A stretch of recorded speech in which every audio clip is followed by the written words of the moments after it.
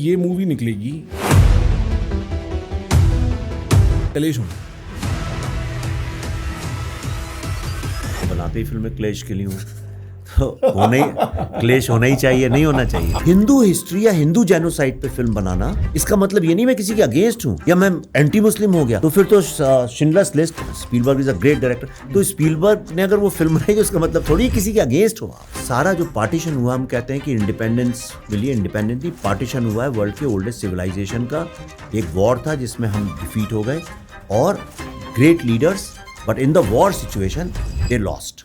तो ये पूरी डायरेक्ट एक्शन डे की हिस्ट्री है। वन गाय टोल्ड मी कि एक मैं खड़ा था तो एक ट्रक आके रुका, ट्रक खोला तो all bodies of women fell down and vultures were हावरिंग।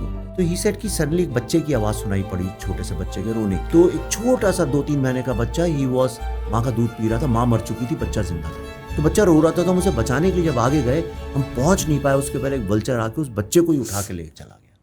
मेरे को ऐसा लगता है कि ये मूवी निकलेगी और जितना सेंसिटिव बंगाल हुआ है, जितना एलियनेटेड एक सेंस में बंगाल हुआ है, क्लैश होना है। क्या आप ये बात से एग्री करते हो? आपने तो पिक्चर देखी, आपने तो पिक्चर बनाई है। मैं बनाते ही फिल्में क्लैश के लिए हूँ तो क्लैश होना ही चाहिए, नहीं होना चाहिए। ये आप स्ट्रेटेजिकली क्लैश के लिए बनाते हो पिक्चरें? नहीं, सच्ची में मैं आइडिया डिस्टर्ब करना है चीज़ों को। बहुत टैबू सब्जेक्ट्स इस कंट्री में हैं, बहुत ज़्यादा टैबू सब्जेक्ट। ये मत बोलो, उस पर बात नहीं करो, ये मत करो, वो मत करो। तो होता क्या है कि कुछ सब्जेक्ट्स ऐसे होते हैं कि जिनके बारे में अगर बात नहीं करो ना, तो फिर वो जख्मी की तरह, नासूर की तरह बनते जाते हैं और फिर वो परमानेंट प्रॉब्लम्स बन जाते हैं। तो किसी को तो एड्रेस करना ही पड़ेगा, और आर्टिस्ट नहीं करेंगे, स्टोरी टेलर्स नहीं करेंगे तो कौन करेगा। तो वैसे मेरी एक थ्योरी है, वो ये है कि जैसे अभी यहाँ पेंटिंग तो नहीं पीछे कुछ नहीं, या तुम्हारे पीछे है, हाँ। तो क्या होता है घरों में, मिडिल क्लास घरों में क्या करते हैं कि जब क्रैक आ जाता है दीवार में, या दीमक लग जाती है, या वो पपड़ी निकल जाती है बारिश में ना, तो उसको मेहमान आते हैं तो उसके ऊपर पेंटिंग लगा देते हैं, या कोई कपड़ा लगा देते हैं, कारपेट, ये रग लगा देंगे, हाँ, या ये जब ये कुर्सी ऊपर से फटने लगती है तो उसके ऊपर ऐसा तौलिया डाल देते हैं या कुछ कर देते हैं। ये इंडिया में हमेशा मैंने देखा है। कार में भी जब नीचे सीट फट जाती है तो उसके ऊपर ऐसा कुछ कारपेट, रग जैसी कोई चीज़ डाल देते हैं। तो क्या होता है कि ये हमारा सिस्टम बन गया है। इंडिया का सिस्टम अगर मुझे डिफाइन करना हो एज अ स्टोरी टेलर, तो क्या करते हैं हम लोग कि जो सिस्टम में जितने क्रैक्स हैं उसके ऊपर हम इश्तहार, मतलब पोस्टर्स चिपका देते हैं, है ना। मैं इंदिरा गांधी के वक्त मुझे याद है, इतना क्रैक था तो कि 20 सूत्री कार्यक्रम, ये खुशहाली आने वाली, किसान चला जा रहा है खुशी खुशी सर पे रख के ट्रैक्टर में, ऐसा लग रहा है कि जैसे खेत खलिहान खूब हो रहे हैं। तो हम सारे क्रैक्स को ऐसे छुपा देते हैं इंडिया में, और इसी कारण ये जो सिस्टम है इसमें अंदर अंदर दीमक खा रही है, इतने क्रैक्स पड़ गए, यू डोंट इवन नो। अगर सारे के सारे इंडिया में जितने इश्तहार चिपके हैं, अगर उनको निकाल दोगे ना। Quick reality check. About 80% of you guys are already investing your attention here every week.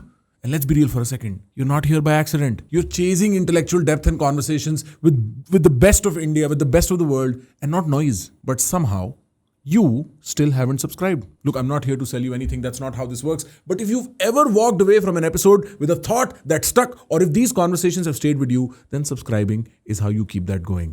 It's one click, and in return, I promise you that me and my team will keep bringing you the best conversations that stay with you, ideas that broaden your mind. So hit that button and let's keep going. तो बता रहा हूँ, आधे से अधिक लोग डर के मारे भाग जाएंगे, शायद देश छोड़ छाड़ के, कहेंगे कौन रहे यहाँ, गिर जाएगा हमारे ऊपर। कैसे, अभी मैं तुम्हारे यहाँ आ रहा था तो है सब इस कंट्री में, ऐसा नहीं कि नहीं, इतनी चौड़ी सड़क। मैं अमेरिका से आया हूँ अभी चंद दिन पहले, अमेरिका में भी नहीं होती, शहरों के अंदर नहीं होती, छोटी छोटी सड़कें होती हैं, पर उस स्मूथली से चलती हैं कि सब कुछ व्यवस्थित है।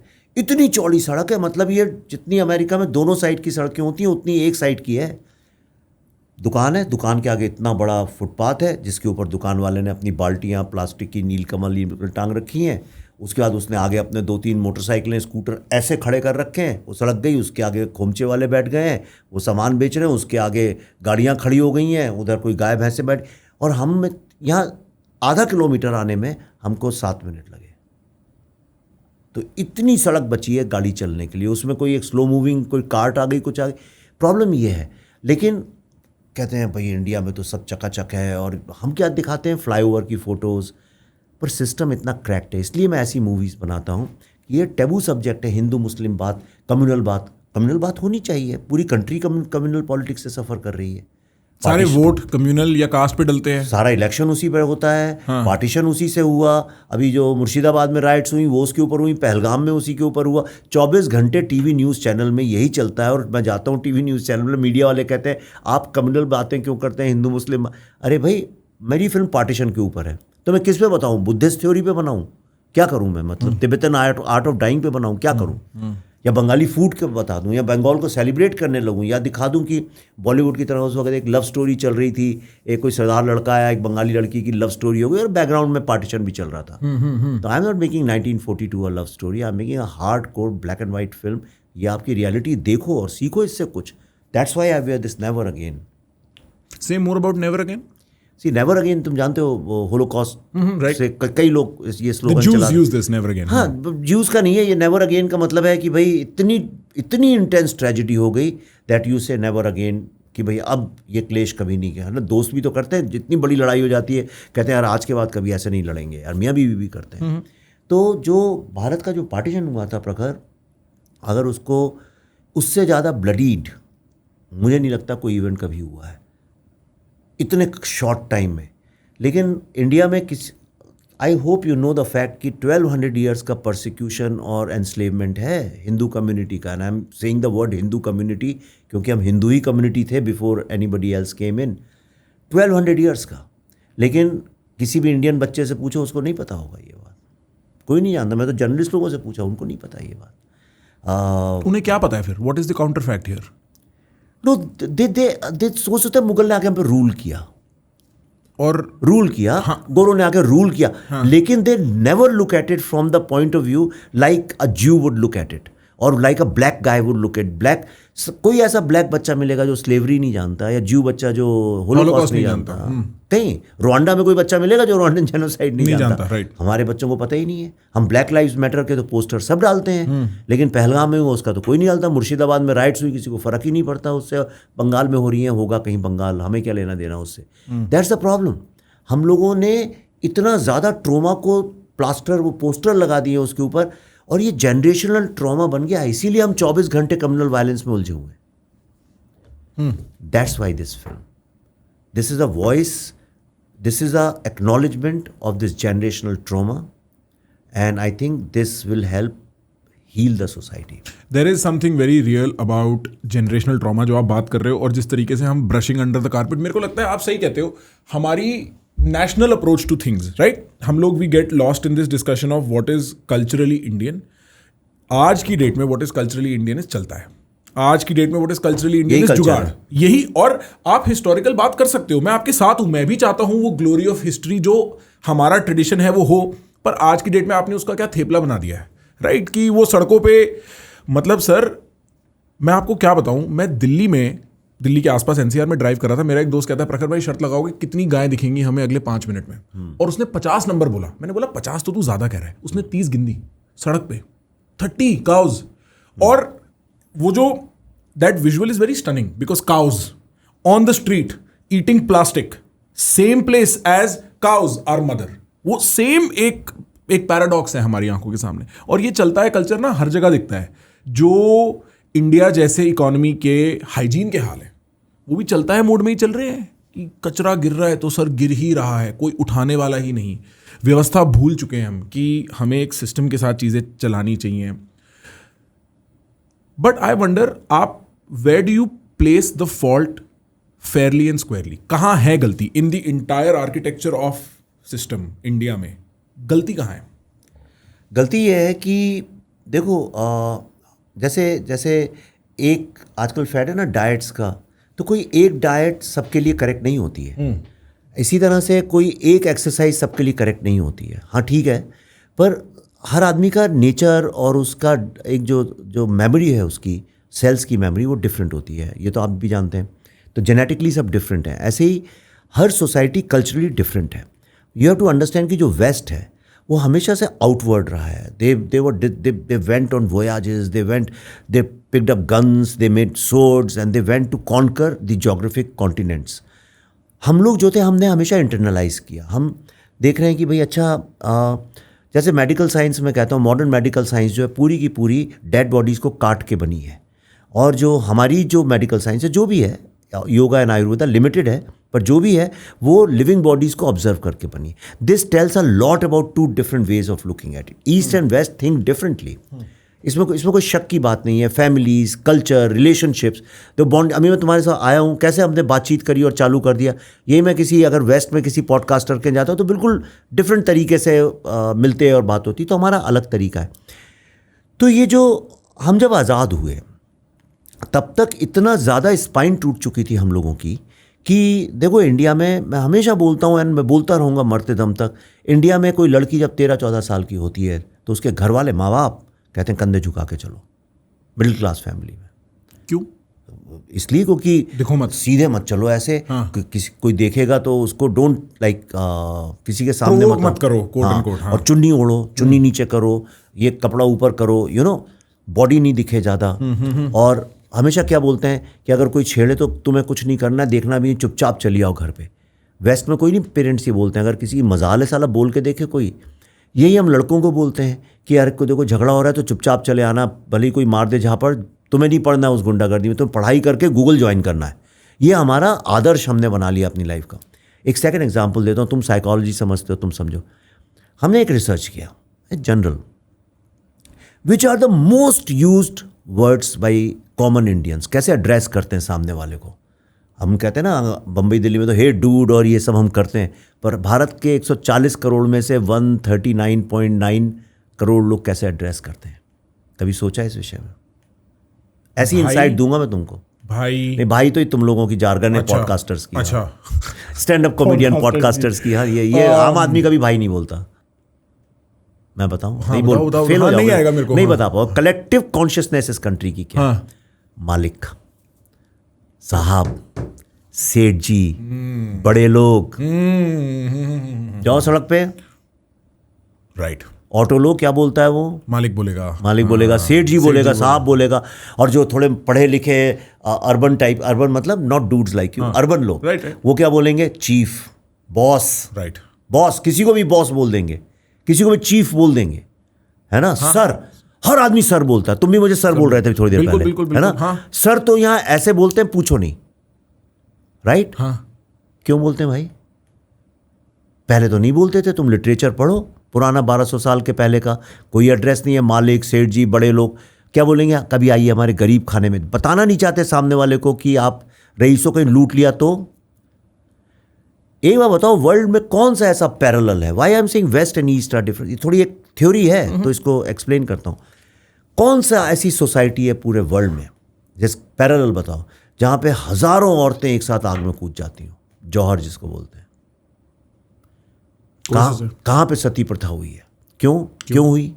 अब ये आई डोंट नो, यानी कल को कोई मुझे फांसी पे ना लटका दे, लेकिन जो मैंने पढ़ा है और जो मैंने समझा है और सुना है और जो मैंने खुद, मुझे इस लॉजिक पे यकीन है. इसलिए कि जो औरतों की डेड बॉडीज थी उसको भी लोग उसकी डिग्निटी के साथ भी कॉम्प्रोमाइज करते थे. तो बॉडी भी ना बचे, समझे. तो ये ट्रॉमा नहीं है, ये कहां से चला आ रहा है? घूंघट नहीं था, घूंघट आया. तो मतलब we are one of the most persecuted enslaved societies in the world. और ये जो है, जब हम आज़ाद हुए तो आज़ादी के बाद हमारे पास एक इतना अच्छा अपॉर्चुनिटी थी कि हम हमारा जो डीएनए, जो हमारा नेचर है, हम उस कॉन्शियसनेस के साथ एक कंट्री क्रिएट कर सकते थे. हमने क्या किया, और उसमें गलत भी नहीं है. हमारे जो लीडर्स थे, स्पेशली नेहरू जी जो थे, वो ही wanted to belong to the modern world. वो अच्छा आइडिया है, क्योंकि इंडिया को ट्रेड करना था, बिजनेस करना था. मैं समझता हूँ उस बात को, लेकिन उसको भी साथ में रखते हुए जो एक इंडियन सिविलाइजेशनल प्रिंसिपल्स को पकड़ के चलना चाहिए था. वो हमने किया नहीं.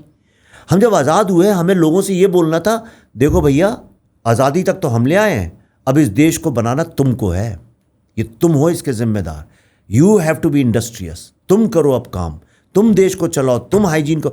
हमने क्या सिखा दिया? लोगों को टोपीबाजी सिखा दी कि अच्छा तुम मुझे जानते हो, मैं तुम्हारा काम करा दूंगा. और वो जो कल्चर चला रहा था, देखो कई सारे इंडियन लोग टू सर्वाइव मुगलों की चमचागिरी करते थे, अंग्रेजों की करते थे. Dogs and Indians not allowed जहां लिखा है कलकत्ता में, वहां पे कुछ इंडियंस अलाउड थे, इसलिए क्योंकि वो उनको पैसा खिला देते थे, चमचागिरी करते थे, उनके जूते साफ कर देते थे, उनको दारू पिला देते थे, विमेन सप्लाई कर, इस तरह का हमने ब्राइब करके अंदर घुस जाते थे। तो ब्राइब, सर्वाइवल विद ब्राइब जो है वो हमने उसको रोका नहीं। हमने ये नहीं, पहली जो एड्रेस थी, except for these philosophical and romantic addresses, अगर प्राइम मिनिस्टर कोई सच्ची में इस देश को लीड करना चाहता दिल से, तो उसकी एड्रेस ये होती, देखो भाई हम यहाँ तक तुमको लेके आए हैं, now it is your country, we the people of Bharat have to run it. पर वो we the people of Bharat की आवाज़ को दबा दिया। हमने एक वेस्टर्न प्रिंसिपल ले आए, एक आर्टिफिशियल सेकुलरिज्म का कॉन्सेप्ट ले आए। ऑलरेडी सेकुलर डीएनए वाली कंट्री में हमने एक वेस्टर्न सेकुलरिज्म इंट्रोड्यूस कर दिया। और हमने जो पेन था हमारा गुलामी का, उसको एक्सप्रेस ही नहीं करने दिया। औरंगजेब रोड है, बताओ इंडिया में, स्टैलिन नाम के चीफ मिनिस्टर्स हैं, तैमूर लोग अपने बच्चों का नाम रखते हैं। I don't want to get into celebrities, पर बंगाल कहीं यूपी में कई घरों में रखते हैं नाम।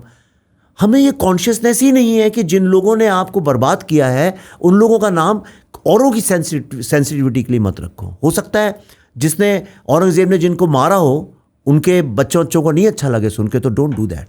ये हमारे साथ प्रॉब्लम हो गया। आइडिया ऑफ इंडिया जो हम लाए वो इम्पोर्टेड था, और जो हमारा ऑलरेडी नेटिव इंटेलिजेंस में जो आइडिया ऑफ इंडिया था उसको हमने क्रश कर दिया। आज पूरी की पूरी कंट्री जो है टोपीबाजी में लगी है। पूरी की पूरी कंट्री कैसे सामने वाले को टोपी पहना के पैसा कमाया जाए, कैसे जुगाड़ करके कुछ कर लिया जाए। सड़क खराब है तो होने दो, हम तो निकल जाएं किसी तरह से हॉर्न बजा के। और हिंदू मुस्लिम जो ये कम्युनल वायलेंस है, जो कम्युनल पॉलिटिक्स है, ये अब लोग इंजॉय करने लगे, मजा आने लगा है लोगों को। यूट्यूब पे चले जाओ तो समझ में आ जाएगा। हाँ, सिंपल व्यू पढ़ते हैं। हाँ, हमें पता है ना, हमारे मतलब बस। But I want to ask you a question about this. ये जो आप कह रहे हो कि the concept of India was kind of distorted, and उसकी वजह से औरंगजेब रोड है या बच्चों के नाम तैमूर हैं etcetera, your critics would say, और the critics of this position would say, कि आप इंडिया के कॉन्सेप्ट को हिस्ट्री में जाके रिवाइज करने की कोशिश कर रहे हो। अगर आप मुगलों को देखो, unlike the British, they integrated into Indian society. I heard Shashi Tharoor make this argument somewhere कि वो जो थे, they reproduced here, lived here, and they became part of the culture and society. The British were exogenous, वो आए बाहर से और फिर वो चले गए। What do you think about that? कि the concept of India might include the 800 years that the Mughals ruled? देखो यार, ये हाफ नॉलेज वालों से मैं आर्ग्यू करता नहीं हूँ।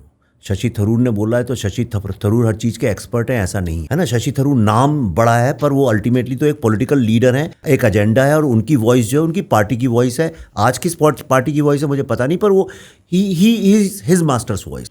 तो ये चाम करने के लिए ऐसी बातें बड़ी अच्छी लगती हैं, पर मैं आपको इसका बात बताता हूँ। इसलिए मुगल यहाँ से वापस नहीं जा पाए क्योंकि तब इंडिया में कोई ऐसी इंटीग्रेटेड लीडरशिप नहीं थी जो उनको रेजिस्ट करती। इंडिया को पहली बार रेजिस्ट करना चालू हुआ है लोकमान्य तिलक और इन लोगों ने 1857 के बाद। तो वहाँ कुछ ऐसी क्रांति का आइडिया ही नहीं था, क्योंकि इंडिया इतनी ज़्यादा रूरल सोसाइटी थी कि कॉन्शियसनेस ही नहीं थी। दूसरा, India was fragmented into lots and lots of रियासत and this and that etcetera. आधे से अधिक में नवाब सेटल हो गए थे, जाके इन्हीं लोगों ने रियासतें कब्जा कर लिया था उनके ऊपर। तो शिवाजी ने किया ना, चालू किया, तो कितनी जीता भी तो। अंग्रेज़ों को रोक भी, मुगलों को रोक भी तो दिया आगे बढ़ने से। औरंगजेब को रोक तो दिया दक्कन के बाद जाने से। हर जगह लोगों ने, साउथ में जा ही नहीं पाए वो लोग। तो जहाँ जहाँ पे एनलाइटेंड लीडरशिप थी, ऑर्गेनाइज्ड लीडरशिप थी, जहाँ पे war skills and war strategic ideas थे, वहाँ पे ये नहीं घुस पाए। और जहाँ पे बहुत ही करप्ट सोसाइटीज़ थी, वहाँ पे ये लोग घुस के ने राज किया। जहाँ तलवार बंदूक लेके आ गए वहाँ राज कर लिया। लेकिन जैसे ही हमारे पास एक ऑर्गेनाइज्ड लीडरशिप आई, देखिए रेजिस्टेंस हुआ, अल्टीमेटली उनको सोचना पड़ा। ब्रिटिशर्स चले गए नहीं, ब्रिटिशर्स को निकाला गया। मुगलों को हम निकाल नहीं पाए। द फैक्चुअल सिचुएशन इज कि we fail to throw them out Mughals, and we succeeded, not really succeeded. We also lost that war. I mean, we lost that war because the oldest civilization got divided. How, I understand what you're trying to say. मैं आपकी बात समझ गया। इस पूरे मुद्दे में एक क्वेश्चन फिर भी रह जाता है, then how do you integrate the descendants of the Mughals that live in this country into the idea of India? क्योंकि अगर आप ये कह रहे हो कि वो तो फंस गए यहाँ, वो तो जा नहीं पाए, कोई there was no collective leadership to throw out the Mughals. So the people that remained, what are they? Are they part of India? No, जो descendants of Mughal है ही नहीं इंडिया में। पहली बात, इंडिया में कन्वर्ट्स हैं।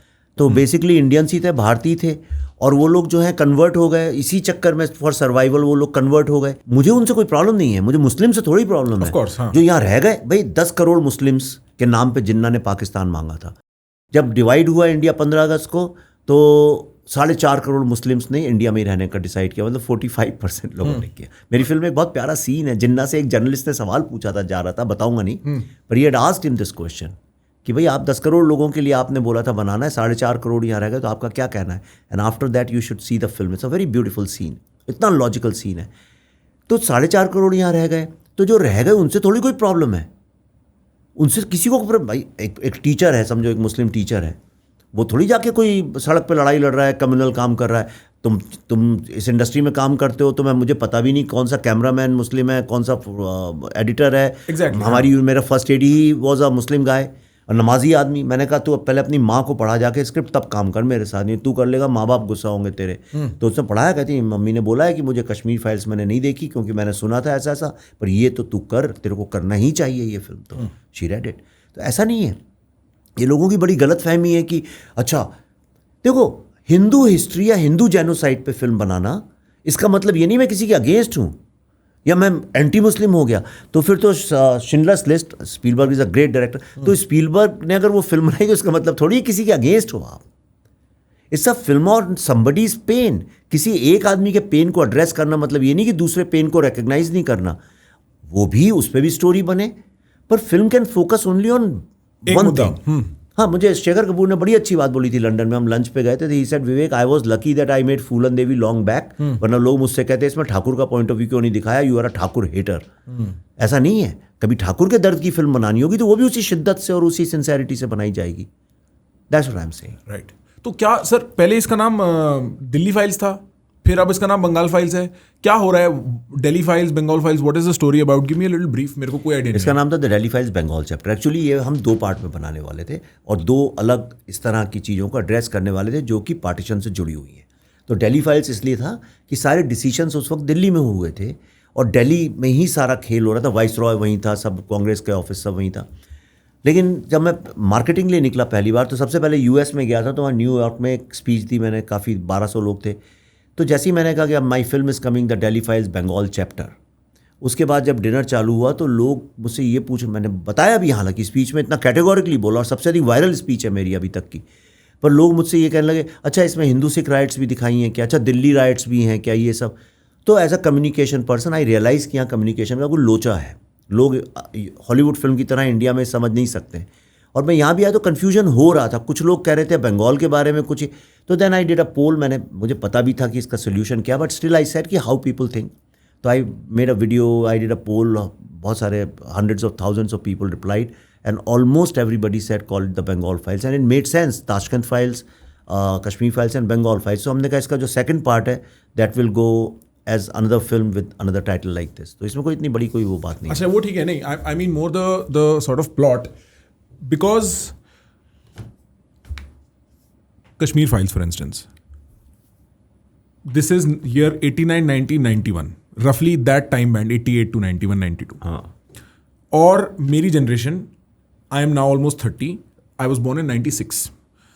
मेरे पास कश्मीर फाइल्स का कोई कॉन्टेक्स्ट नहीं था अगर मेरे कश्मीरी दोस्त नहीं होते जिनकी फैमिलीज को बाहर फेंक के यहाँ सेटल नहीं होना वो भी पड़ा। तो मैं फिल्म के बाद उनके बारे में पता चला हुआ कि अच्छा देव गॉन थ्रू। नहीं, किस्मत से मेरे को पता था क्योंकि हाँ, और इसीलिए हम जब 2019 में मिले थे, जिसने मेरे को मिलवाया भी था वो भी एक कश्मीरी पंडित था। हाँ, क्योंकि मेरे को कोलंबिया यूनिवर्सिटी में, हाँ हम यूनिवर्सिटी मिले थे, वो लड़का जिसने मिलवाया था वो NYU पढ़ता था, उसका भाई मेरा बेस्ट फ्रेंड था बचपन का, तो एस चेन के थ्रू हम मिले थे। और मेरे को इस स्टोरी के बारे में तब भी इतना पता था क्योंकि मैंने लोगों को डिनर टेबल पे बात करते करते रुकते देखा था। उसको जिस तरीके से दिखाया गया उसने दुनिया की आंखें खोल दी, इज एन अंडरस्टेटमेंट। उसके बाद जो कंट्रोवर्सी हो, जो लड़ाई झगड़ा हो, मेरे को पता है कि मेरे आसपास की कुछ फैमिलीज का दर्द वैलिडेट हुआ उस चीज से। सिमिलरली आई थिंक आप बंगाल फाइल्स में you will be talking about something जिसका कॉन्टेक्स्ट हम यंग लोगों को शायद ना हो। So give me a brief. What is the story? This is about partition and the partition of Bengal. तुम्हें डायरेक्ट एक्शन डे के बारे में पता है? थोड़ा बहुत, आपको बताना तो पड़ेगा ऑडियंस के लिए। हाँ, वो भी इसलिए पता होगा क्योंकि पिछले फिल्म के चक्कर में पिछले 2-4 महीने से काफ़ी चर्चा में आ गया है वो। तो हुआ क्या था, देखो पूरा गेम क्या था। वॉर क्यों होते हैं? वॉर होते हैं लैंड और रिसोर्सेज को लेके, करेक्ट? जो भी वॉर दुनिया में होते हैं प्राइमरी रीज़न यही है। तो मैं बहुत ज़्यादा पीछे हिस्ट्री में नहीं जाऊँगा, पर कॉन्टेक्स्ट ये है कि जिन्ना ने, मुस्लिम लीग ने बोला कि हमको पाकिस्तान चाहिए, which means we want a part of land and resources, correct. तो उसने बोला कि हम लड़के लेंगे। तो पहले डायलॉग हुए, सब कुछ स्ट्रैटेजी, सब कुछ हुआ, पर उससे कुछ नहीं हुआ। कैबिनेट मिशन आया, वो फेल हो गया। उन कैबिनेट मिशन ने कहा कि नहीं होगा, then Nehru ji back on his word, और उसको लेके दोनों के बीच में एक प्रॉब्लम चालू हुआ। उसका ये कहना था, जो उसकी लॉजिक भी देखो तो ये, उसने कहा कि इंडिया में ऐसा कोई फ्रेमवर्क नहीं है जिसमें 10 करोड़ मुसलमान 30 करोड़ हिंदुओं के अंडर आज़ादी के बाद सेफ फील करें। या तो 2 फ्रेमवर्क्स बने, एक फ्रेमवर्क नहीं है कोई भी, और नहीं था। तो फ्रेमवर्क यानी कॉन्स्टिट्यूशन या ऐसे? फ्रेमवर्क मतलब एक कोई सिस्टम बने, अच्छा, ठीक है। फ्रेमवर्क मतलब ठीक, उसके कोई विद इन व्यवस्था। That you function. जैसे कहते हैं 2 भाइयों में लड़ाई हो रही तो कहते हैं अच्छा आज से मंडे ट्यूसडे को तुम किचन यूज करोगे, थर्सडे। हाँ, समझ गया मैं, हाँ, गॉट इट। उस वक्त जो है कांग्रेस को हिंदू कांग्रेस बोलते थे। अगर उस वक्त की कोई भी हिस्ट्री की बुक जो which is written at that time, not today's books, जो उस वक्त में लिखी गई हैं, वो सारी किताबें, न्यूज़पेपर, जो भी डॉक्यूमेंट्स हैं, उसमें उसको हिंदू कांग्रेस बोलते थे, इसको मुस्लिम लीग बोलते थे। हिंदू कांग्रेस हिंदुओं के राइट्स के लिए लड़ रही थी और मुस्लिम लीग मुस्लिम्स के राइट्स के लिए लड़ रही थी। ये बहुत क्लियर एकदम डिमार्केशन था। हिंदू कांग्रेस ने डिसाइड किया, गांधी जी और नेहरू जी, मैं बाकी लोग का नाम नहीं ले रहा हूँ बिकॉज यही 2 लीडर्स हैं जिनको हम लोग मानते हैं, हालांकि थे बहुत सारे। इनका ये कहना था कि we will win this war by Hindu Muslim unity, हम यूनाइट कर देंगे, और हिंदू मुस्लिम एक हैं, ये अलग हो नहीं सकते। बाकी कई लीडर्स थे जो इसके अगेंस्ट थे, जिनने रिवोल्ट भी किया। सुभाष चंद्र बोस तो उन्हें किनारे कर दिया, श्री अरबिंदो तो उन्हें किनारे कर दिया, उन्हें गरम दल बोल दिया। ऐसे बहुत सारे लोग जो है कांग्रेस छोड़ छोड़ के निकल भी गए। भगत सिंह को ही लोग अप्रोप्रिएट करते हैं, भगत सिंह वॉज नेवर कांग्रेसी, people have to understand this. बहुत सारे ऐसे लीडर्स जिनको कांग्रेस ने अप्रोप्रिएट किया वो कांग्रेसी थे ही नहीं। थे इनिशियली सभी कांग्रेस था इंडिया में, but then they revolted, they said नहीं ये तरीका सही नहीं है। क्योंकि मुस्लिम लीग जो है वो तो कहते हैं कि हम वायलेंस से लेंगे पाकिस्तान को, तो अगर वो हमसे लड़ने आएंगे तो हम कैसे लड़ें उनसे, कैसे लड़ें हम उनसे? तो हमें भी बंदूकें चाहिए, हमें भी तलवारें चाहिए। गांधी जी ने बोला नहीं, मेरे जीते जी तलवारें नहीं रख सकते हो, तो you have to surrender all your arms. उधर जो मुस्लिम लीग थी, जब ये लगभग लगने लगा कि पॉपुलेशन बेस्ड डिवीजन होगा, जहाँ इनकी मेजॉरिटी वो एरिया जाएंगे, भले ही वो कल्चरली इनग्रेंड हो इंडिया में, तभी तो हैदराबाद जाएगा बीच में है, और भोपाल जाएगा वो बीच में। Calcutta was the crown of civilization. Bengal was the crown of civilization. It is written by Britishers. और कल्चरल कैपिटल था वर्ल्ड का, इंडस्ट्रियल कैपिटल था, second in fact bigger than Manchester. Textile में बहुत सारी चीज़, स्टील में, टेक्सटाइल में बहुत सारी चीज़ें बनती थी तो वहाँ पे। तो हर लेवल से, इंडस्ट्रियल, कल्चरल, फाइनेंशियल लेवल पे Calcutta was like the prize possession for anybody at that time. जैसे मैनहट्टन कोई मांग ले आपसे, कलकत्ता में मार्जिनली हिंदू ज़्यादा थे। ओके, तो कलकत्ता पाकिस्तान में जा ही नहीं सकता था। जिन्ना ने कहा कि अब कैसे लिया जाए, without Calcutta there is no Pakistan. तो इसने कहा कि हम डायरेक्ट एक्शन डे, इसने रिवोल्ट किया कांग्रेस के अगेंस्ट, और इसने खुले आम एक वॉर का ऐलान किया। कोट अनकोट उसकी स्पीच बताता हूँ ट्रांसलेट करके हिंदी में। कोट अनकोट उसकी स्पीच थी जो सुहरावर्दी ने फिर कलकत्ता में बोली। ही सेड कि 16 August is the 18th day of Ramzan. On the 18th day of Ramzan, Battle of Badr took place, where 313 Muslims fought with the Kafirs, मतलब बुत परस्त जो लोग होते हैं, जो मूर्तियों की पूजा करते हैं, उनसे लड़ाई लड़ी, और तब इनके हिस्से में काबा आया, और इस तरह से स्थापित हुआ इस्लामिक सिविलाइजेशन, और जो भी है रिलीजियस सिविलाइजेशन। तो हमको ये जिहाद करने की इजाज़त अल्लाह ने दी है। उसको फॉरवर्ड ले गया सुहरावर्दी, जो कि बंगाल का चीफ मिनिस्टर था, तब प्राइम मिनिस्टर बोलते थे। उसने शहीद मीनार से 16 अगस्त के दिन, बियॉन्ड डाउट डॉक्यूमेंटेशन है, यानी इसको तो कोई वर्ल्ड में डिनाई नहीं करता है, उसने 2 दिन की छुट्टी घोषित कर दी, और उसने जो 24 पुलिस स्टेशन में थे उनमें से 22 में हिंदू जो थाने के इंचार्ज थे उन इंस्पेक्टर्स को चेंज करके वहाँ मुस्लिम्स की पोस्टिंग कर दी, और बाकी 2 में एंग्लो इंडियन थे। तो ही सैड वो एंग्लो इंडियन इलाका है तो उसमें कोई प्रॉब्लम नहीं है। और पुलिस जो थी उसने पैम्फलेट छपाए कि कैसे हिंदुओं का हाँ, तो इन्हें स्ट्रेटजी ये बनाई कि 2 दिन में इतने हिंदुओं को दे रियलाइज कि हिंदूज आर फ्रेगमेंटेड, इनके पास कोई आर्म्स नहीं है, तो पुलिस ने आर्म्स सप्लाई किए, बॉम्ब्स किए, मुस्लिम लीग गार्ड जैसे युवा कांग्रेस या युवा बीजेपी इस तरह जो नहीं होती है उस तरह right, और वो सारे एक्चुअली आरएसएस उसी के उसमें बनी थी रिटेलिएशन में, जो ये चलाते हैं ना लठट, इसीलिए था कि how to protect yourself from these people. एक one very important dimension to that is that. तो उसने कहा इतने सारे लोगों को मार डालो कि ये जो मार्जिनल पॉपुलेशन डिफरेंस है ये चेंज हो जाए और हम ऊपर हो जाए। That was the strategy. और 2 दिन के अंदर 40,000 लोगों को मारा गया। This is the number which is the British governor has given. में सारे डॉक्यूमेंट्स हैं, मैंने I can put it here in front of you. उतने ही लोग हुगली में कूद के मर गए। इतना मारा कि जो सफाई करने वाले लोग थे उनको भी मार डाला। तो 1 महीने तक तो वहाँ पे लाशें बिछी हुई थी। If you Google right now on your iPad, वो करेगा गूगल इस पे। हाँ करिए, आप वहाँ करिए direct action day, go to images page, और आप इमेजेस के पेज पे चले जाइए गूगल करके। सबसे पहले आपको इमेज जो क्या दिखेंगी, देखिए ये क्या है, Vultures feasting on dead bodies. Got it. ये किसने खींची है फोटो? मार्गरेट बूर्क, जो कि टाइम एंड लाइफ मैगजीन की फोटोग्राफर थी, उसने खींची है ये फोटोग्राफ्स, राइट। तो 2 दिन में इतने सारे लोगों को मारा गया कि जो चिता जलाने वाले लोग थे वो भी मर गए सारे। तो जलें कैसे चिताएं? And Margaret Bourke has written that for weeks and weeks when she was there and months, the sky of Calcutta was dark black with vultures. यह हाल हो गया था। फिर गोपाल मुखर्जी एक था, ये एट अ मीट शॉप जिसको गोपाल पाठा भी बोलते हैं। पाठा इज बिकॉज गोट को बोलते हैं, तो GOAT अब हो गया, but he was a real goat actually he was a real goat, you know. तो उसने क्या कहा कि उसने कहा कि यार हम यूनाइट करते हैं लोगों को। तो उसने बड़ी एक क्लेवर बात करी, because Hindu Congress fail to have any strategy. Gandhi ji चले गए, उनने बोला कि नहीं सारे हिंदू अपने आर्म्स सरेंडर करो मेरे सामने, और भूख हड़ताल पे बैठ गए जाके क्या नाम था वहाँ पे, हैदरी मंजिल में। हैदरी मंजिल एक बिल्डिंग है, वहाँ जाके वो भूख हड़ताल पे बैठ गए। उन्होंने कहा मैं मर जाऊंगा, आमरण अनशन कर रहा हूँ, सारे हिंदू लोग मेरे सामने सरेंडर करो अपने आर्म्स। इसने बोला कि देखो ऐसा है, हर कोई आदमी लड़ नहीं सकता सड़क पे, but you can contribute in a war in which everything you specialise. उसने मारवाड़ियों के पास पैसा है, तुम पैसा दे दो। यादव लोग लठ चलाना जानते हैं, लठ लेके आओ। सरदार लोग, कृपाण बहुत सरदार थे वहाँ पे, वर्ल्ड वॉर से लौट के आए थे ना, वर्ल्ड वॉर 2 की उससे, तो तुम लोग वो चलाओ। जो कर सकता है, जिन लोगों को बम बनाना आता है, पेट्रोल बम बनाओ। और फिर जब इनने यूनाइट होकर रिटेलिएट किया तो इनने भी ऐसा मारा लोगों को कि ultimately Suhrawardy had to stop it. Army आई और हेडलाइन छपी अमृत बाजार पत्रिका में, butcher of Bengal for Suhrawardy. He was called butcher of Bengal till date, किसी भी टेक्स्ट बुक में देख लो। कैन यू एक्चुअली, हाँ। उसके बाद अब कैसे करें भाई, कैसे बंगाल इतना यूनाइटेड था, स्ट्रॉन्ग रेनेसॉन्स फ्रांस के बाद वहीं हुआ है।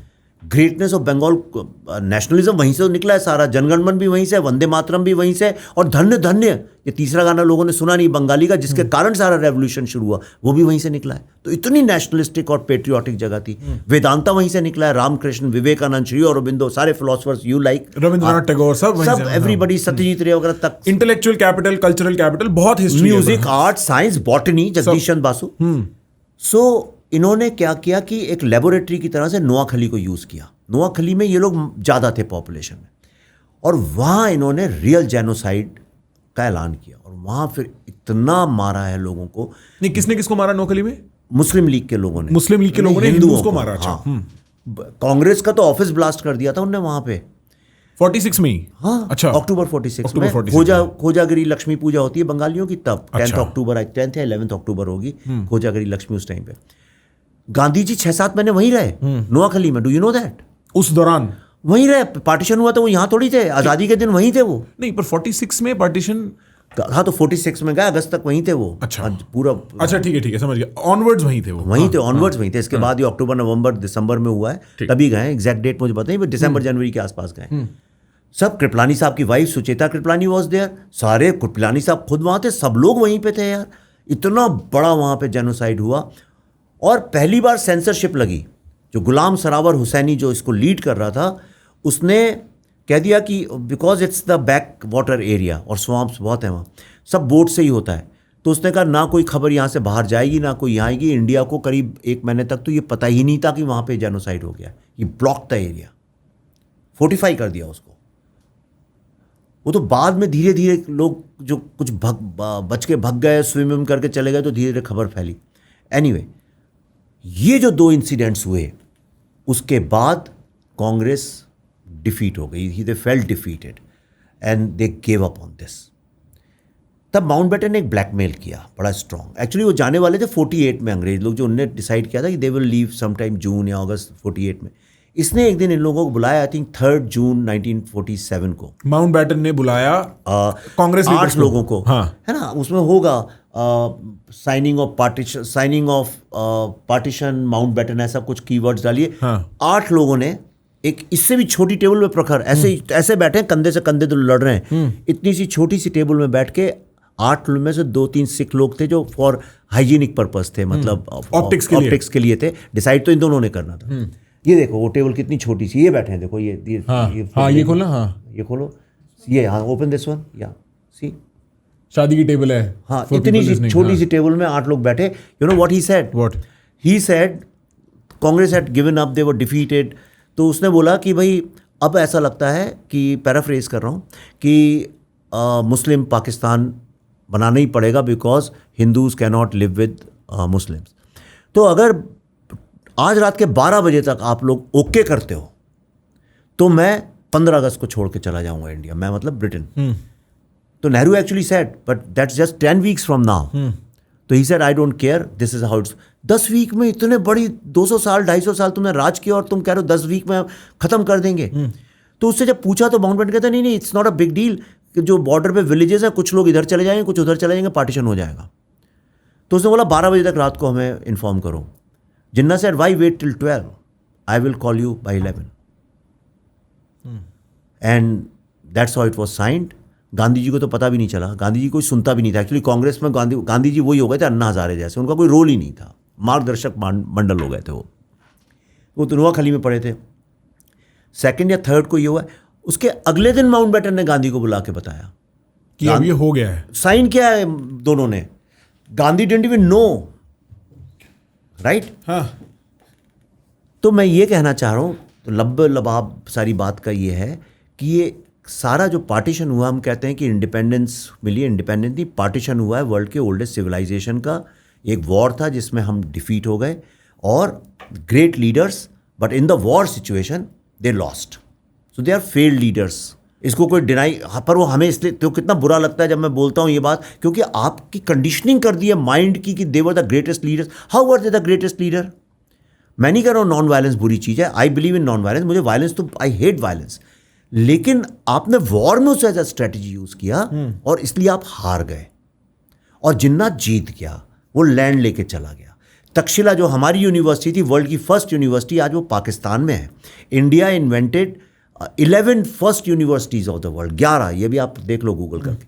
उनमें से आधे से अधिक तो बांग्लादेश, जो अब है बांग्लादेश, वहाँ पे है, हमारे पास थी, ईस्ट पाकिस्तान में थी।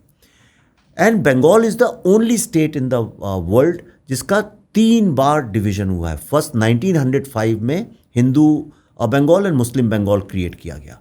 फिर Shri Aurobindo led up such a revolutionary journalistic feat, you पढ़ना कभी उसके बारे में। वंदे मातरम न्यूज़पेपर चालू किया, द वे स्टार्टेड राइटिंग, पूरे इंडिया में ऐसा जागृति हुई, इतना प्रेशर हुआ कि अल्टीमेटली हम यूनाइट हुआ।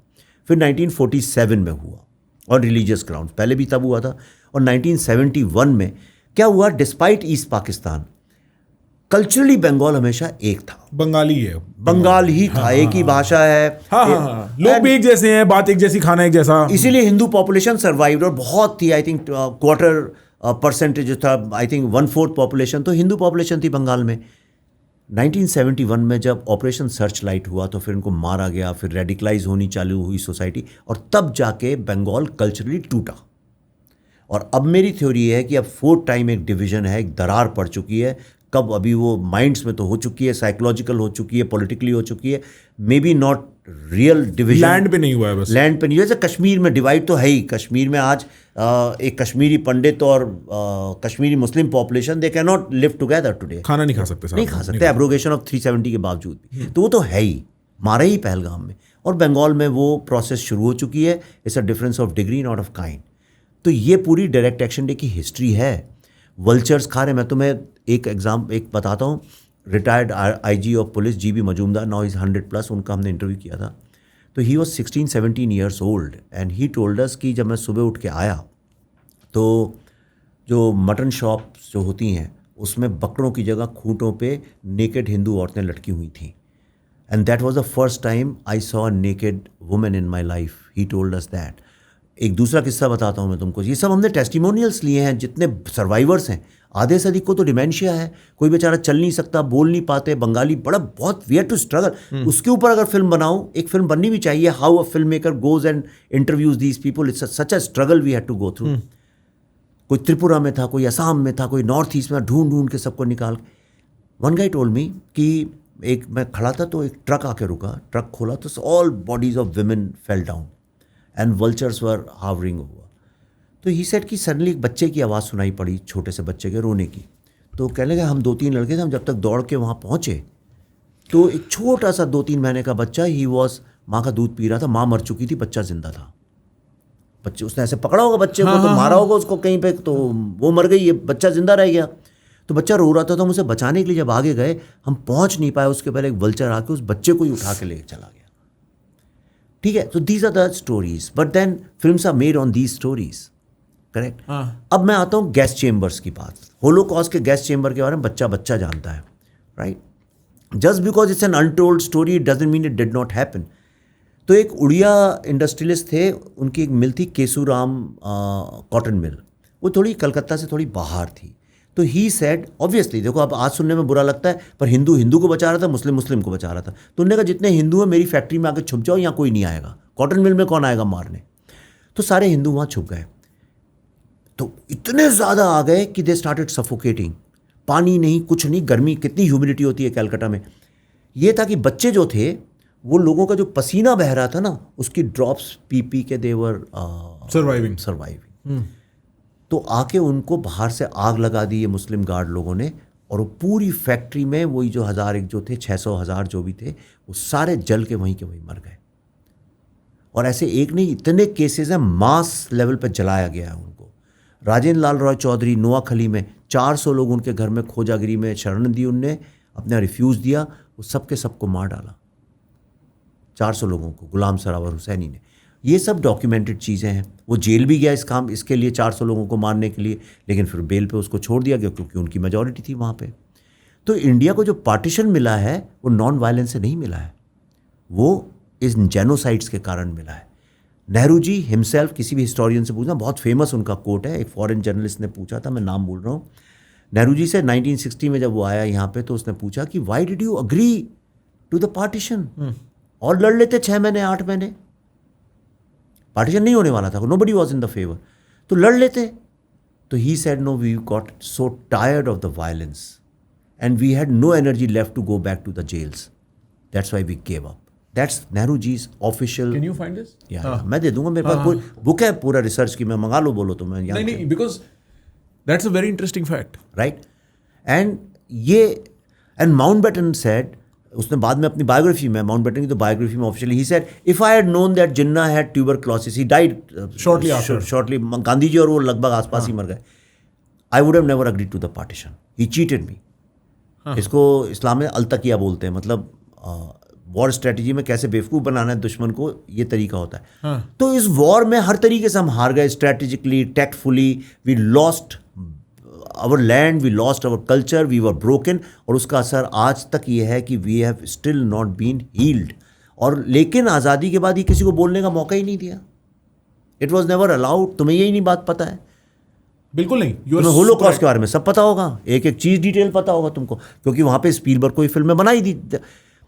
30-40 कंट्रीज में लॉ बने वर्ल्ड वॉर के बाद that you can't say a word in favour of Hitler. Right, sure. You can't deny Holocaust. कोई ये नहीं बोल सकता होलोकॉस्ट हुआ था नहीं हुआ था. You are not allowed to count the numbers of people who died. Do you know that? इतनी सेंसिटिव वो कंट्री है. हमारे यहाँ यही लड़ाई चलती रहती, नहीं साहब 10,000 नहीं 8,000 मरे थे. अरे मैं कहता हूँ 4 भी मरे थे तो मरे तो थे.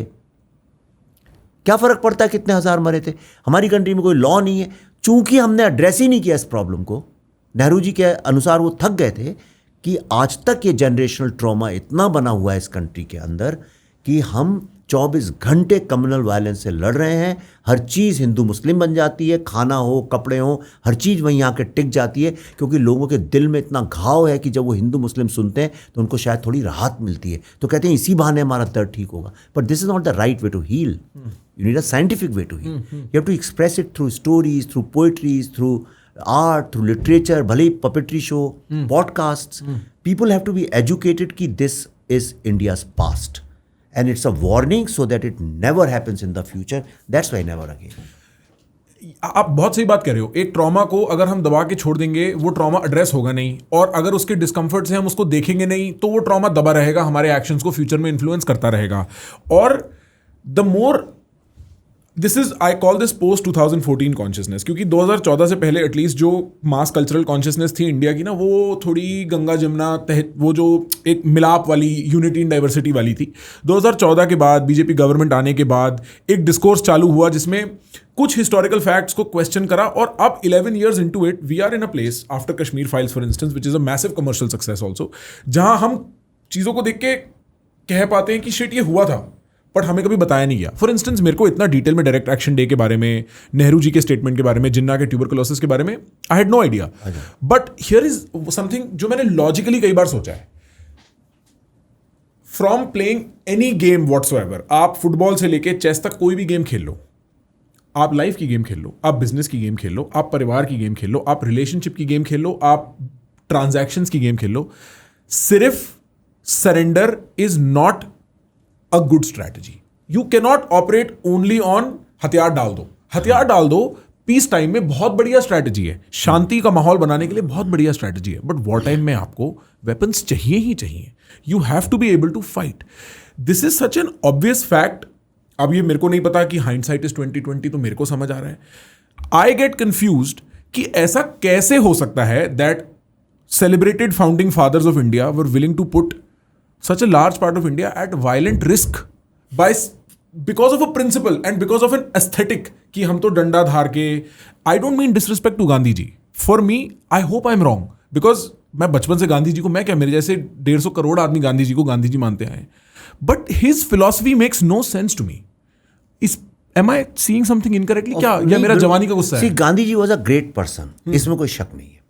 गांधी जी की बुक पढ़ो, my experiments with truth, you will B dilated. It's one book which मैं लोगों को गिफ्ट करता हूँ। जो भी मेरे ऑफिस, मैंने बहुत सारी इतनी मंगा के रखी हैं, जो आते हैं यंग लड़के, मैं गिफ्ट करता हूँ। मैंने ये ज़रूर पढ़ो, डिस्कवरी ऑफ इंडिया ज़रूर पढ़ो, ये बुक्स पढ़नी चाहिए before you even start judging और एनालाइजिंग गांधी और Nehru. First you should know who they were, what their works are, what their thoughts were. देखो, एक आदमी कोई बहुत अच्छा आदमी है, इसका मतलब ये नहीं वो बहुत ग्रेट लीडर भी हो सकता है। ग्रेट लीडर होना एक अलग क्वालिटी है। गांधी जी ने एक लेवल तक सही काम किया। नमक आंदोलन बहुत अच्छा आइडिया था, बॉस्टन टी पार्टी की तरह से, it was a good idea. Gandhi ji ने लोगों को जोड़ा, जो हिंदू जानते ही नहीं थे कि फ्रीडम भी मिल सकती है, उनको कम से कम ये अवेयरनेस उन्हें दिलाई। ही was a great social worker. उनका अन्ना जैसा हो गया गांधी जी का। एक करप्शन के अगेंस्ट अवेयरनेस तो क्रिएट कर दी, पर करप्शन खत्म कैसे करना कोई प्लान नहीं है। दूसरा, गांधी जी फेल्ड। गांधी जी जो बहुत रिजिड आदमी थे, उनको लगा जो हिंदू प्रिंसिपल्स हैं नॉन वायलेंस के, वो जो मुस्लिम पॉपुलेशन है उसको समझ जाएगी। कैसे समझ जाएगी यार? नहीं समझ सकती है। वो माइंड सेट ही बिल्कुल डिफरेंट है हमारा। और अच्छा बुरा नहीं कह रहा हूँ, वो भी अच्छा है, ये भी अच्छा है, लेकिन वो दो अलग है और वो कॉन्ट्रडिक्शन में, वो साथ नहीं रह सकते। उनमें बेसिक कॉन्फ्लिक्ट है। एक पॉलिथिस्ट है, एक मोनोथीस्ट है। मैं एक छोटा एग्जाम्पल तुम्हें बताता हूँ, तुम्हें मजा आएगा। एक्चुअली तो जो ऑडियंस तुम्हारी सुनेगी, ये एग्जाम्पल मुझे बहुत गालियां पड़ेंगी, but at the risk of audience को मजा आएगा। नहीं, ऑडियंस सीखेगी। अकलमंद लोग जो सीखना चाहते हैं इससे समझेंगे। और मैं बिल्कुल नहीं कह रहा हूँ क्या सही है क्या गलत है। मैं ना तो नॉन वेजिटेरियन लोगों को गलत मानता हूँ, ना मैं वेजिटेरियन वालों को बहुत ज़्यादा सही मानता हूँ। खाना, जिसको जो खाना खाए, सर्वाइवल के लिए जो करना करे, तो मैं जज उस लेवल पे करता नहीं हूँ। मैं भी, मेरी लाइफ में भी कोई डूज एंड डोंट्स इतने हैं नहीं। एक हमारा दोस्त है जो कि कैलिफोर्निया में रहता है, सिलिकॉन वैली, और तो वो आया था हमारे घर एक बार होली पे। तो मियाँ बीवी दोनों, और वो 25-30 साल से वहाँ रह रहा है। तो उसने हमें एक किस्सा बताया। कहता है कि मेरे पड़ोस में एक पाकिस्तानी फैमिली रहती है, और हम दोनों स्ट्रगलर्स गए थे वहाँ पे, IIT किया, और हम लोग साथ में ही बंगला है। हमारे बच्चे साथ में बड़े हुए हैं, हमने हर फेस्टिवल साथ में मनाया है, हम हर वीकेंड साथ में मनाया, हर शाम साथ में मनाया। हम ये भूल ही गए थे 20-25 साल में कि मैं इंडियन हूँ, वो पाकिस्तानी है, कोई डिफरेंस है। We were one. उसके पेरेंट्स मेरे पेरेंट्स, मेरे पेरेंट्स उसके पेरेंट्स। तो कहता है एक दिन होली की हम पार्टी कर रहे थे, तो ऐसे ही दारू वारू पी होगी कुछ। उसके बाद वो कहता है यार मैं तुम लोग जब होली मनाते हो ना यार, तो मैं अपने यार घर की ईद बहुत मिस करता हूँ। कहला क्यों यार? तो उसने सोचा कि क्या रिलेशन। कहता है यार जैसे तुम लोग होली खेलते हो ना, ऐसे ही हमारे यहाँ जब ईद होती थी तो अब्बा आते थे, वो बकरे को काटते थे और उसके बाद उसकी जो वो सर जो होता है वो उठा के हम बच्चों को फेंक देते थे, और हम लोग then we used to play Holi with his blood, और हम फिर लौटते थे ब्लड में। और यार बहुत मेरे को मिस करता हूँ कई बार मैं। तो अब देखो ये इमेजरी है, ओके, लेकिन साइकी कितनी डिफरेंट है। ये एक बंदा जो है रंग से होली खेलता है, रंग से होली खेलता है, वो सोच भी नहीं सकता कभी ब्लड हाथ में लगा के अपने बच्चों के सामने खड़ा हो सकता है। और एक ये कह रहा है कि मेरे अब्बा, मेरे ताऊ, मेरे फूफा, मेरे चाचा, मेरे बड़े भाई, हम सब लोग जो है बकरे के खून से होली खेलते थे। वो भी सही है किसी जोग्राफिकल कंडीशंस में, किसी कॉन्टेक्स्ट में वो भी सही है, किसी कॉन्टेक्स्ट में ये भी सही है। अगर जिस कम्युनिटी को पूरे टाइम वॉर ही करना पड़े 24 घंटे, तो उसको ब्लड को लेके इनिबिशन नहीं होना चाहिए। तो उस कॉन्टेक्स्ट में समझ रहे हो, वो समझ रहा हूं मैं। हाँ, एक डेजर्ट कॉन्टेक्स्ट में जहां लैग है, हाँ, जहां कबीले और लड़ाई चल रही है और कुछ हो ही लाइफ का कोई पर्पस ही नहीं है वॉर के अलावा, राइट, तो ब्लड तो बहुत नॉर्मल हो जाएगा। पानी भी नहीं है, पानी भी नहीं है, कुछ भी नहीं है, गर्मी है, अब लड़ना है और मारना है, तो वो सही है।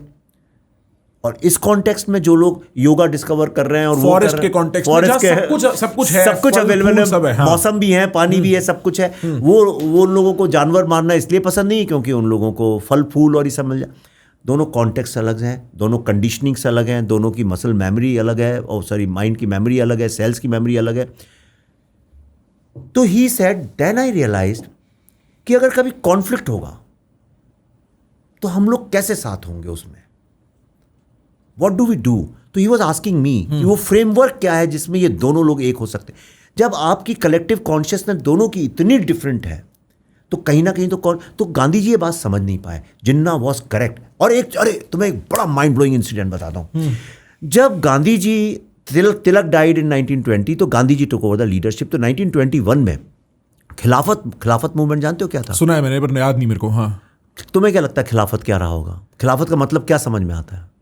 किसी के अगेंस्ट कुछ करना है। हाँ, नहीं, वो खिलाफ से खिलाफत बन गया। हाँ, हाँ, ये खलीफा, हाँ, टर्की का जो खलीफा था, अच्छा, उसको ब्रिटेन ने हरा रही थी, ब्रिटेन उसको। तो जो इंडिया के मुस्लिम थे उन्होंने खिलाफत मूवमेंट चालू किया खलीफा के सपोर्ट में, टर्की के। अच्छा, जिन्ना कहता था कि यार ये टर्की में जो हो रहा है उससे तुम्हें क्या लेना देना है। बहुत सेकुलर आदमी था जिन्ना, वाकई में बहुत इवॉल्व आदमी था। गांधी जी कैलिकट गए और उन्होंने बोला मैं खिलाफत मूवमेंट को सपोर्ट करता हूं। गांधी जी थॉट इस बहाने, अंग्रेजों ने गांधी जी से बोला कि भाई तुम्हारे साथ मुस्लिम्स तो है ही नहीं, उन्हें स्वराज वराज चाहिए नहीं, वो तो इंडिपेंडेंस चाहते नहीं, तुम साला हिंदू ही लोग जो हो इंडिपेंडेंस के पीछे पड़े हो, हम कैसे दे दें जब तक पूरी कंट्री नहीं मांगेगी। तो गांधी जी का स्ट्रेटेजिक कंपल्शन था political, which was good. Political compulsion था कि कैसे मुस्लिम को अपनी साइड खींचे। तो जैसे आजकल पॉलिटिशियंस भाषण देते हैं और अगर कहीं लगता है बनिया वोट है तो बनियों के मतलब की बात बोल दी, कहीं पे अगर किसान का वोट है तो किसान की बात। पॉलिटिक्स हमेशा से वैसी थी। गांधी जी ने भी वहां जाके बोल दिया कि मैं खिलाफत को सपोर्ट करता हूं और स्वराज ऐसे ही आएगा। वो तो बोल के चले गए। खिलाफत वालों को लगा गांधी जी मुस्लिम स्वराज की बात कर रहे हैं और उनने सेलिब्रेट चालू कर दिया कि देखो हिंदू कांग्रेस के सबसे बड़े लीडर तो हमारे मुस्लिम स्वराज की बात कर रहे हैं, ये कंट्री तो हमारी हो जाएगी। और उन्होंने वहां हिंदुओं को मारना चालू कर दिया। वहां पे सबसे पहला मोपला जेनोसाइड हुआ, जहां कत्लेआम हुआ, हजारों लाखों हिंदू लोग मरे। वहां फिर टू नेशन थ्योरी की एक चली थी 1800s में, लेट 18s में। यहां से टू नेशन थ्योरी का जन्म होता है, ए सॉलिड स्ट्रेटजी। जब गांधी जी ने खिलाफत मूवमेंट इंट्रोड्यूस किया तो उसके बाद नागपुर अधिवेशन हुआ 1921 के एंड में, दिसंबर में। वहां पे Jinnah refuse to call him Mahatma Gandhi, he said mister Gandhi, जिसको लेके, और एक मौलाना, ये दो भाई थे ना जो अली ब्रदर्स, मोहम्मद अली, जैसे बॉम्बे में रोड भी है, और उनके शौकत अली, दो भाई थे। तो उनको मियाँ मौलवी शौकत अली और मौलवी ये जो बोलते हैं, तो he refuse to call him with their religious names. He said you are political leader, I refuse to call you with your religious names. Mahatma होंगे किसी के लिए, मेरे लिए he is mister Gandhi. He said that. और वो हिंदुओं को बचाने के लिए केस लड़ा करता था जिन्ना उसके बाद बाहर निकला, उस पर अटैक किया इन लोगों ने, जिन्ना के मारने पहुंच गए। तो जिन्ना जब बाहर निकला तो उसकी बहुत फेमस प्रेस कॉन्फ्रेंस की उसका कोटेशन है, he said Gandhi has introduced toxicity in Indian politics by introducing Hindu Muslim this thing and by supporting Khilafat, and India will have to pay a very big price for this. Now, the Indian politics will only remain communal, and that's why I resigned from Congress, because my way is the right way, Gandhi's way is the wrong way, because my way is the constitutional way. और वो resign करके कांग्रेस से India छोड़ के चला गया अपनी practice, और वो चला गया इंग्लैंड। उसके 10 साल बाद लौट के आया 1930 में। गया था 3 पीस सूट पहन के, आया अचकन और टोपी और शेरवानी पहन के, क्योंकि उसको समझ में आ गया था कि अब यहाँ की पॉलिटिक्स कम्युनल है, and why I have a chance to become the prime minister of Pakistan. तो ये 2 नेशन को आग लगाने का काम गांधी जी ने किया। Gandhi ji was a great man. India गरीब था, गाय का दूध महंगा था, बकरी का दूध सस्ता था, उनने बकरी पाली, उनने कहा बकरी का दूध बनाऊंगा। उन्हें पता था कि अंग्रेजों से लड़ो तो टेक्सटाइल सबसे बड़ी चीज़ है, तो उन्होंने चरखा चला के वो सिंबॉलिज्म में गांधी जी का कोई जवाब नहीं। Gandhi ji whatever he practised, he preached, he practised अपनी ज़िंदगी में, निजी ज़िंदगी में। पर बियॉन्ड दैट गांधी जी को ग्रेटेस्ट ऑफ द लीडर बताना, आई थिंक ये नेहरू जी ने अप्रोप्रिएट किया उनके असैसिनेशन के बाद, because Nehru needed some anchor to fall on. He wanted कि कैसे करते नेहरू, ये तो नहीं कह सकते थे I am the greatest leader, तो he said I am the son of Mahatma. तो प्रॉफिट बन गए। समझ गया मैं आपकी बात, वो सिंबॉलिकली प्रॉफिट बन गए। मुझे तो इंटरप्रेटर बन गए। मुझे भगवान ने आदेश दिया, गांधी जी ने जो बोला मैं उसको फॉलो कर रहा हूं। He again failed in China war tremendously, which means he didn't know how to operate in geopolitics with war and all that. तो उन्होंने देश का कबाड़ ही किया। तो इसलिए मैं कहता हूं ये फेल्ड लीडर्स हैं दोनों, गांधी एंड नेहरू। जिसको बुरा लगना है लगे, जिसको अच्छा लगना है लगे। ऑन दैट नोट, मेरे को ऐसा लगता है, आप have you ever come across Anuj Dhar's work? अरे मैंने तो उसका ताशकंद फाइल में काम किया साथ। हाँ, मेरे को I think Bose is also किया उसका हाँ, मैंने बिल्कुल किया है। बहुत रिसर्च आदमी है वो, बहुत रिसर्च आदमी है। और मेरे को उनके साथ एक कॉन्वर्सेशन में मेरे दिमाग का एक दरवाजा खुल गया जो अदरवाइज बंद था। बोस की story is probably India's best kept secret. Of course I don't think he died in Taiwan और जापान और wherever they think he died. काफी बात है उस पे। अगर बोस का नाम आगे आ जाता तो लोगों को पता चल जाता कि हमारा जो इंडिपेंडेंस मिली है, इंडिपेंडेंस हमें मिली नहीं, एक्चुअली ब्रिटिशर्स चले गए। उसका हीरो कौन था उसका? हाँ। हीरो कौन था उसके पीछे?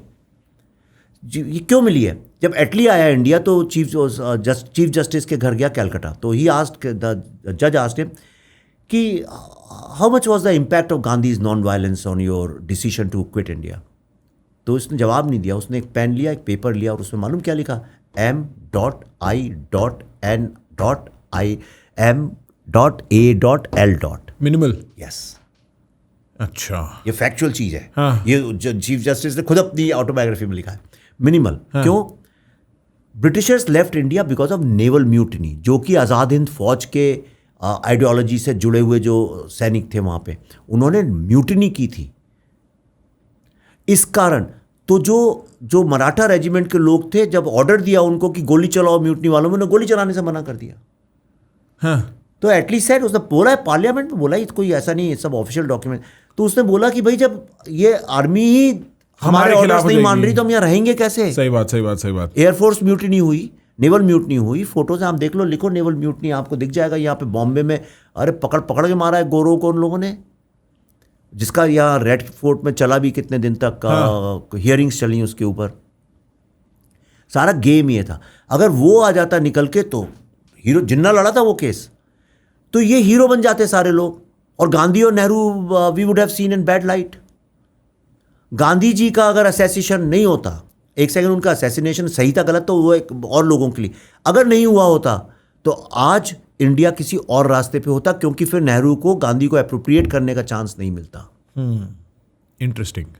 करेक्ट। हाँ। दूसरी बात, ये आरएसएस और हिंदू महासभा, मैं किसी की पॉलिटिक्स में नहीं घुसना चाहता हूं, कहते हैं इनका फ्रीडम मूवमेंट में क्या योगदान। हाँ। हिंदू महासभा के कितने सारे लीडर सड़क पे उतर के तलवारें लेके लड़े हैं इन लोगों से, कितने हजारों लोगों की माँ बेटियों की जान बचाई है। गोपाल पाठा जिसकी मैं बात कर रहा हूं, राजेंद्र लाल रॉय चौधरी, कितने लोग उतरे जमीन पर लड़ने के लिए, जो लोग लड़े उनको क्या क्या धीरे धीरे धीरे दबा दिया। भगत सिंह को भी हीरो बनाया गया आज़ादी के बाद, because he had communist tilt, तो दबाया गया उनको वहाँ पे।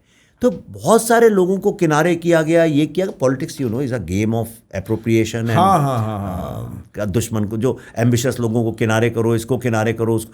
Y did Kripalani resign? He was the president of Congress जिनके वक्त में आज़ादी मिली इंडिया को। Why did he resign? इसीलिए he never agreed with this. Nehru ji ने एक स्टेटमेंट दिया था, बिहार में भी राइट्स हो गए थे। नेहरू जी सेड, हिंदुओं को उन्होंने दिया एक एड्रेस, ही सेड कि before you kill any Muslim you have to kill me. Kripalani said ये सही नहीं है। Nehru said I will bomb Bihar हिंदुओं के ऊपर, अगर हिंदूज डोंट स्टॉप मैं एयरफोर्स से बॉम्बिंग करूंगा। कृपलानी जब भारत आज़ाद हुआ ही रिजाइन। सारे जितने अच्छे लीडर्स थे सबने तो छोड़ दी थी कांग्रेस धीरे धीरे करके। तो प्रॉब्लम ये है, इनको प्रॉब्लम्स को एड्रेस करना चाहिए, गलतियों को मानना चाहिए। किसी ने ट्रूथ कमीशन बनाया, रुवांडा ने किसने ट्रूथ कमीशन बनाया, किसी ने होलोकॉस्ट मेमोरियल्स बनाए, होलोकॉस्ट म्यूजियम्स बनाए, किसी ने कमीशंस बैठाए, जहाँ जहाँ पे भी ये हुआ है। इंडिया एकमात्र ऐसी कंट्री है जहाँ सबसे बड़ा डिस्प्लेसमेंट हुआ, सबसे बड़े जेनोसाइड्स हुए, 1200 साल का एंस्लेवमेंट है। ब्लैक्स का कितने साल की स्लेवरी है, मैं कंपेयर नहीं कर रहा हूँ, नहीं, हाँ, पर बच्चा जानता है कि ब्लैक स्लेव्स रहे हैं। ज्यूज़ की लड़ाई कुछ डेकेड्स की है, हमारी इतनी लंबी है, हमने कभी रिकग्नाइज ही नहीं किया, इसी कंट्री ने रिकग्नाइज नहीं किया। और कितने अफसोस की बात है, मैंने कश्मीर फाइल्स बनाई, I couldn't shoot in Kashmir. मैंने बंगाल फाइल बनाई, I couldn't shoot in Bengal, because the state governments don't let you. क्योंकि उनकी पॉलिटिक्स ऑपोजिट थ्योरी पे बेस्ड है। ये प्रॉब्लम है। हाँ, I want to get to that in 1 second, but I want to know as far as Bose and उनका देहांत is concerned, what is your active thought on that? Do you think he died in the plane crash, or do you think वो गुमनामी बाबा वाली theory कि वो फैजाबाद रहते थे? नहीं, मैं उसमें गुमनामी फैजाबाद मैं मानता इसलिए नहीं हूँ, मेरे पास कोई लॉजिकल रीज़न नहीं उसे मानने का। लेकिन मैंने अपनी ताशकंद फाइल्स में दिखाई थी वो फोटो, एक जो सबसे ज़्यादा पॉपुलर फोटोग्राफ है जिसमें लोग कहते हैं कि ये सुभाष चंद्र बोस उसमें खड़े हुए हैं। उससे ज़्यादा मैं इसमें अभी घुसूंगा तो सारा वो डिस्कशन कहीं और चला जाएगा। नेक्स्ट मूवी का आइडिया दे रहा हूँ, देखो बिल्कुल मेरे पास है नेक्स्ट मूवी का आइडिया। नेक्स्ट मूवी का आइडिया क्या है? नहीं, मैं कई साल से नेवल म्यूटिनी और ये आज़ाद हिंद फौज का उस पर रिसर्च कर रहा हूँ। इतनी फैसिनेटिंग स्टोरी है वो, किसी को नहीं पता। हाँ, नहीं पता। अरे नेवल म्यूटिनी म्यूजियम है भाई वहाँ पे बॉम्बे में, आना चर्च गेट के आगे।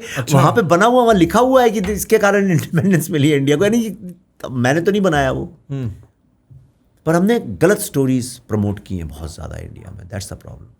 ये तो है कि हमने अपने ट्रॉमा को आंखों में नहीं देखा है, हमने उसको प्रोसेस नहीं करा है। हमने एक कॉन्फिडेंट नेशन, एक कॉन्फिडेंट सोसाइटी, हाँ, हमने उसे एक कॉन्फिडेंट नेशन की तरह अपनी हिस्ट्री में इंटीग्रेट नहीं किया है। हमने उससे कई बार लेसन्स भी नहीं लिए हैं और हम एक्नॉलेज भी नहीं किया और हम उसके लैग में जीते हैं। क्योंकि हम, फॉर इंस्टेंस, हमारी पूरी एंटरटेनमेंट इंडस्ट्री, आप वेटरन हो, मैं एक न्यू कमर हूँ, हमें पता है, मेरे को पता है कि हिंदू मुस्लिम बात मत करो, अनकंफर्टेबल है, फलाना फ्रेंडली नहीं है, इसको पसंद नहीं आएगा, उसको पसंद नहीं आएगा, XYZ ABC। पर जब वोटिंग के लिए लीडर निकलता है तो वो यही बात कर रहा होता है, तो ग्राउंड पे वो बात हो रही है, लेकिन हम as representatives of people in whatever small capacity हम ये बात नहीं कर सकते। और ऐसी एक नहीं हजारों बातें हैं। जब से मैं मीडिया में काम करने लगा हूं विवेक जी, मेरे को रियलाइज हुआ है कि पब्लिक को कुछ नहीं बताया जाता है। पब्लिक सिर्फ पॉपकॉर्न खा के लिविंग रूम से चाय पीते हुए चिल्लाने के लिए बनाया है पब्लिक को। सही बात। मतलब मीडिया जिस लेवल पे डिस्टॉर्ट करता है करंट इवेंट्स, मैं तो हिस्ट्री की बात ही नहीं कर रहा सर, मैं तो मानने वालों में से नहीं था। जब मैं आपसे पहली बार भी मिला था, कश्मीर फाइल्स पे हम लोग अलाइन थे, बट लार्जली इंडिया की हिस्ट्री क्या हो सकता है उस पर ना अलाइन हो, 6-7 साल पुरानी बात है। Since I started working in media, I'm like, भाई मेरे को तो कुछ भी नहीं पता है। मतलब conspiracy sounds more true than truth itself now. अभी recently RN Kao, who established Raw, yeah, I know. उनकी फाइल्स रिलीज होनी थी, फिर से सरकार ने रोक ली है। मेरे को लगता है अगर RN Kao की फाइल्स रिलीज होगी ना, 4-5 आदमी, मतलब मैं उस पर एक OTT सीरीज बनाने वाला था, पर वो बनाने नहीं दिया जाता, यहाँ बना के मतलब पैसा डूब जाएगा। हाँ, वो रिलीज नहीं होने देंगे बिकॉज सेंसिटिव इन्फॉर्मेशन होने वाली है उसमें। क्योंकि उसमें ऐसी बातें होंगी इंडिया के हिस्ट्री को लेके जो हम डील ही नहीं कर सकते। कितनी बार ऑफ कैमरा जर्नलिस्ट्स और even other people involved in New Delhi circuits have told me things that are completely unbelievable. वो कैमरा बंद होने के बाद ही बोलते हैं, लेकिन उनको भी पता है, उनकी भी ट्रेनिंग है 30 साल की, कैमरा पे नहीं बोलनी बातें। तो मेरा तो विश्वास सिस्टम से ना ऐसा उठ गया है इस सेंस में कि मैं ले दे के सिर्फ ये कह पाता हूँ अपनी ऑडियंस को, सुनो ऐसा है, बड़ा देश बनाना है, ठीक है, मैन्युफैक्चरिंग में इन्वेस्ट करो, एजुकेशन में इन्वेस्ट करो। मैंने आपसे एक सवाल पूछा था इससे पहले कि where do you place the fault. I place the fault on the punishment system of India. I'm not saying the judiciary itself, but policing से लेके prosecution तक एक failed लिंक है, एक कड़ी फेलियर कड़ी है, जिसके कारण होता क्या, किसी को किसी चीज का डर ही नहीं है. बदमाश आदमी बदमाशी करता है, इनोसेंट आदमी को डर ही है, मैं कोर्ट जाऊंगा, मैं घिसूंगा. तो सोचो वो पूरा सिस्टम ही उल्टा हो गया. इस चक्कर में सब बदमाशी करते हैं. कोई किसी को भी फोन करके कभी भी धमका सकता है, कोई किसी के घर से कुछ भी कर सकता है. आप कुछ कर ही नहीं सकते जी, आप कोर्ट जा ही नहीं सकते. अभी 4 लोग यहाँ घुसा है कि तुम्हारा प्रखर पॉडकास्ट पिछला वाला हमको हर्ट कर गया और भी सब तोड़ फोड़ के चले जाए. कुछ नहीं कर सकता मैं. Do you have any dressing system? नहीं ना. जिस मैं बताऊं क्या करूंगा, मैं जिस पॉलिटिकल पार्टी से आए होंगे ना, मैं उसकी सामने वाली पॉलिटिकल पार्टी को फोन करूंगा. This is my genuine response to this. तो वो तुमको ब्लैकमेल कर देंगे, वो एक्सटॉर्ट कर लेंगे तुमको, तुम फंसोगे तो हर तरफ से. हाँ, तो आप एक बात बताओ, और इस चार्ज एनवायरनमेंट में आप ऐसी पिक्चरें बना रहे हो. अब तो मैंने देखा आपके साथ ये भी चलने लगे मुस्टंडे, क्या चक्कर है? मुस्टंडे नहीं है वो, वाई+ सिक्योरिटी है, हाँ, CRPF की. बिल्कुल. हाँ, मतलब that is what I meant, क्योंकि the first few times we met you did not have this. Now it's gotten bad. After Kashmir files आया. After Kashmir files it's gotten bad, and after Bengal files what do you think? पता नहीं. पल्लवी जी को tension नहीं होती? कल हो ना हो वाली बात हो गई. बिल्कुल नहीं यार. अब देखो क्या है कि I have reached a stage में, थोड़ा तुम जानते हो मैं बहुत स्पिरिचुअल फिलोसॉफिकल आदमी हूँ. हम और तुम एक कुछ लेवल पे फिलोसॉफिकली जुड़े भी हुए हैं. तो मेरे को ना कोई फियर ऑफ लूजिंग एनीथिंग नहीं, क्योंकि मैंने अपनी नीड्स इतनी कम कर ली हैं, इतनी कम कर ली हैं कि मेरे को क्या छीन लोगे तुम मुझसे. और मैं अपने आप को नॉलेज और फिलोसॉफिकली ज़्यादा इवॉल्व करने की कोशिश करता रहता हूँ. तो उस लेवल पे आके ना मेरे को ये सब एक लगता है एक गेम चल रहा है. मेरी फिल्म में डायलॉग भी है, पल्लवी बोलती है, माँ भारती शी इज़ प्लेइंग, तो शी सेज ये सब एक खेल है, सिर्फ चेहरे बदलते हैं, खेल वही रहता है. नाम और चेहरे बदलते हैं, खेल वही रहता है. और वही मैं देख रहा हूँ. मेरे तो ज़िंदगी में, मैंने जितना भारत में रह के ज़िंदगी देखी है, मैंने तो कुछ बदलते हुए नहीं देखा है. नहीं देखा है? नहीं देखा. तो आप फ्यूचर, मैं जब पैदा हुआ था, हाँ, मेरे माँ बाप, मेरे दोस्त, मेरे रिश्तेदार, मेरे पड़ोसी, मेरे टीचर्स, मेरे स्कूल वाले, मेरे घर में सफाई करने वाले, ठेले में सब्जी बेचने वाले, तब भी पुलिस स्टेशन जाने से उतना ही डरते थे जितना आज डरते हैं. तब भी वही कोर्ट में जाने से उतना ही डरते थे जितना आज डरते हैं. तब भी करप्शन उतना ही था जितना आज है. डिग्रीज में फ़र्क होगा. और तब भी लोग माई बाप, सरकार बोलते थे, अभी भी वैसे ही बोलते हैं. अभी भी तब भी लड़कियां झुक के चलती थीं, कानपुर, लखनऊ, छोटे शहरों में, भोपाल में, ग्वालियर में, आज भी वैसे ही चलती हैं. तब भी लड़कियां निकलती थीं, लोग सीटी मारते थे और पुलिस वाले खड़े होकर हंसते थे, आज भी वैसे ही होता है.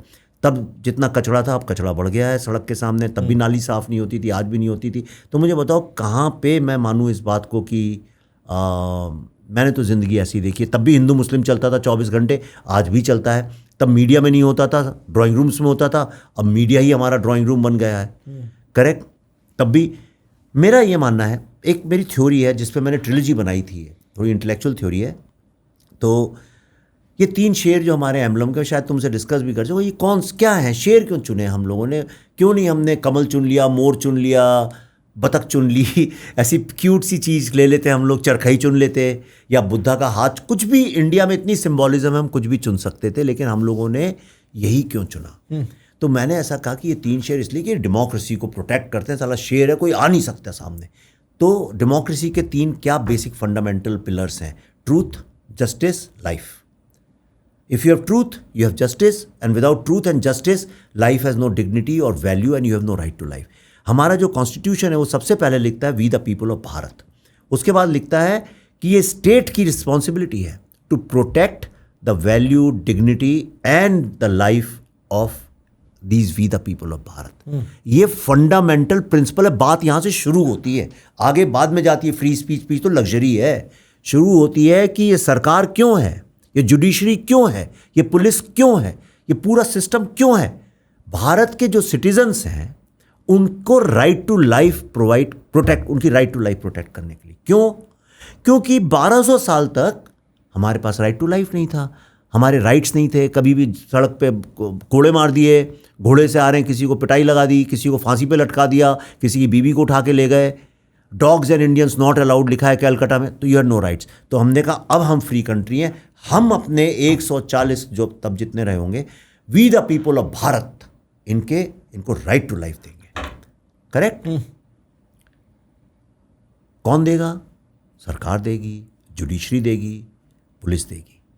लेकिन आज लोग पुलिस स्टेशन जाने से डरते हैं, लोग थाने जाने से डरते हैं, कहीं भी जाने से।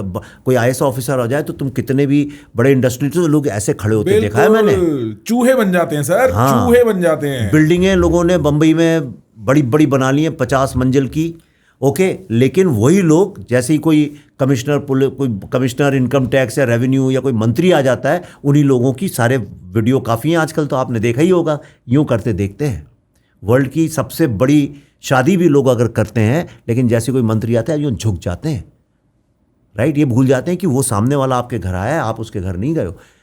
मैं किसी को बात नहीं कर, पर ये हमारे कंट्री का कलेक्टिव कॉन्शियसनेस है।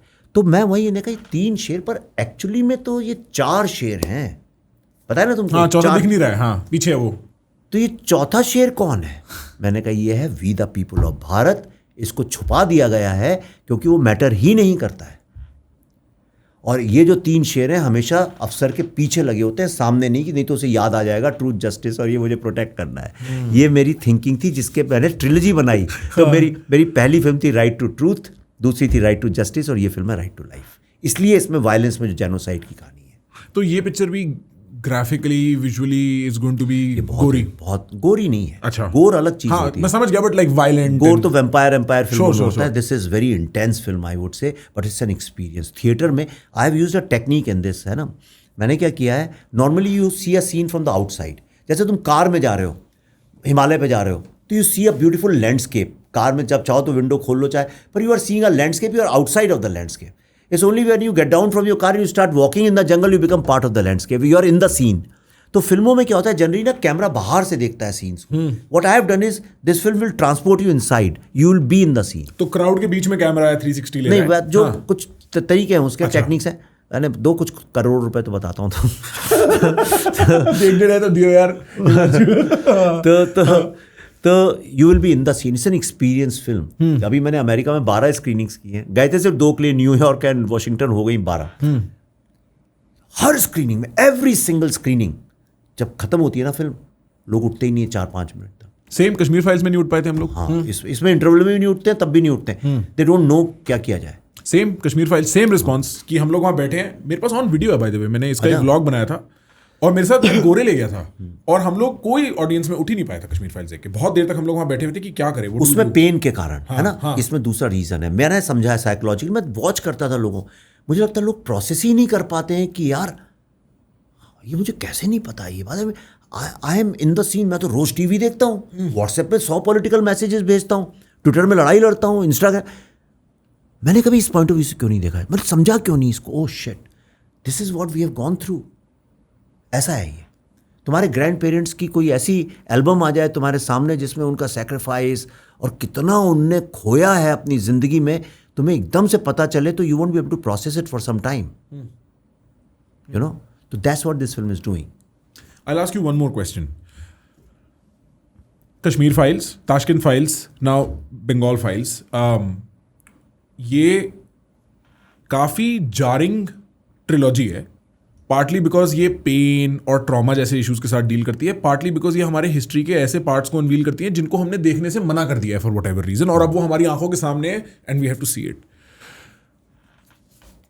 After I watch Kashmir files and I am expecting now after I watch Bengal files, I will be left asking the same question कि ठीक है विवेक जी ये है, पर अब करें क्या? What is the solution? And do you ever wonder about the solution, या आप स्टोरी सुना के I want to take an exit now the country should think about the solution?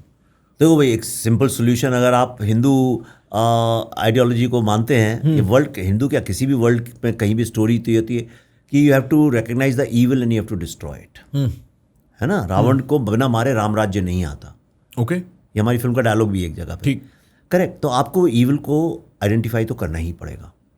जब तक आप उसको अवॉइड करते रहेंगे तब तक सोल्यूशन नहीं आएगा. यही इसका सोल्यूशन है. मैंने अपनी फिल्म में दिखाया भी है क्रिएटिवली, और स्टोरी टेलिंग में भी. अभी बता नहीं सकता हूँ, तुम देखोगे. अब वो थोड़ा रेडिकल सोल्यूशन है जो मैंने अपनी फिल्म में दिखाया है, लेकिन मुझे लगता है वही एक सोल्यूशन है, वरना ये कभी सॉल्व होगा ही नहीं प्रॉब्लम. तुम्हारे देखना, तुम्हारे ग्रैंड चिल्ड्रन जब होंगे तो वो भी इसी से लड़ते रहेंगे. इसको सॉल्व होगा ही नहीं जब तक आप एड्रेस नहीं करोगे. पहले आपको डिटरमिन करना पड़ेगा। आप ये थोड़ी बोल सकते हैं तुमको विवेक जी ये तो आप ये घर ये ऑफिस तो आप ही का है, जब चाहो यूज कर लो, ये बोलने में ठीक लगता है, मैं जिस दिन आके करने लगूंगा उस दिन समझ में आएगा तुमको क्या होता है। सही बात, सही बात, सही बात। तो ओनरशिप जब तक आप डिसाइड नहीं करोगे कि भारत की पे ओनरशिप है किसकी, ये देश है किसका, इसकी आइडेंटिटी है क्या। भारत माता की जय बोलते हैं, पर क्या ये माँ भारती का देश है? माँ भारती का देश है तो माँ भारती ने जो नियम बनाए थे अपने घर के उसको फॉलो करो। ये हिंदू मुस्लिम एकता का अगर सीन है, अगर देश है कि भाई हम तो सेकुलर है, हमारे यहाँ सब कुछ है, तो वैसा करो, कुछ तो करो। तो आप कह रहे हो इधर यू से कि देखो the concept of India 800 AD का कॉन्सेप्ट है, या तो उसको फिर लिव ऑन करो, या 1947 में जो सेक्युलरिस्ट कॉन्सेप्ट बना है उसको अडेप्ट करो, उसको लिव ऑन करो, कुछ तो करो। और आप मूवी में आर यू टॉकिंग अबाउट कि भाई हिंदू राष्ट्र वाले एंगल पे ले जाना एज अ सोल्यूशन? नहीं, मैं वो नहीं कह रहे। हिंदू राष्ट्र आज की तारीख में मुझे पता भी नहीं है क्या होगा, वो क्या मीम होगा। हो गया सर, मीम हो गया। हाँ, मैं उसमें फंसता भी नहीं हूँ। राइट। और मैं फिलोसॉफिकल आदमी हूँ, तो मैं हिंदू फिलोसफी को जानता हूँ, मैं हिंदू रिलीजन साइड को इतना ज़्यादा जानता भी नहीं हूँ, मैं उसमें घुसना भी नहीं चाहता, मैं उसमें नहीं पढ़ रहा हूँ। ठीक।